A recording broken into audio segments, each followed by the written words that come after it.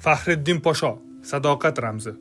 To'liq ismi Umar Faxriddin Turkon Posho 1916-1919 yillar oralig'ida Madina-i Munavvarani inglizlar dastaklagan arab qo'zg'olonchilaridan himoya qilgan. 1919-yil dunyoni titratgan Birinchi jahon urushi nihoyasiga yetmoqda. Usmonli imperiyasi de facto taslim bo'lgan va Istanbul hukumati inglizlar bilan sulh tuzib, hududlarini topshira boshlagandi. Arab yarim orolida esa inglizlar va ularning ittifoqchisi bo'lgan Sharif Husayn kuchlari Madinani egallashga urinardi. Ammo Madina shunchaki oddiy shahar yoki bir harbiy baza emas. Bu shahar payg'ambarimiz Muhammad sallallohu alayhi va sallamning qabri joylashgan islom ummatining yuragidagi shahar edi. Bu shaharni topshirish musulmon dunyosi uchun faqat siyosiy emas, balki ruhiy qulash bo'lardi. Shu sababli bu inson 3 yil mobaynida hatto sultonning buyrug'iga qaramay Madinani topshirishdan bosh tortgan. O'zini Rasulullohning askari deb bilgan Faxriddin Posho shaharni ingliz ittifoqchilariga topshirishni o'zi uchun xiyonat deb bilgan. Ba'zi manbalarda Madinani topshirish buyrug'iga qarshi Faxriddin Posho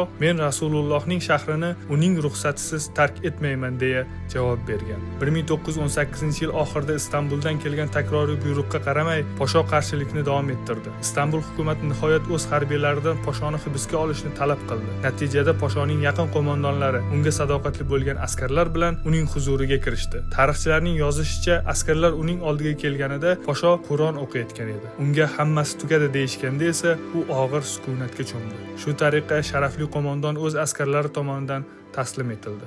Ammo askarlar unga aslo kuch ishlatishmagan. Vaziyatning o'ta og'ir ekanligini barcha tushunib turardi. Faxriddin Posho siyosiy va texnik jihatdan mag'lub bo'lganini yaxshi bilgan.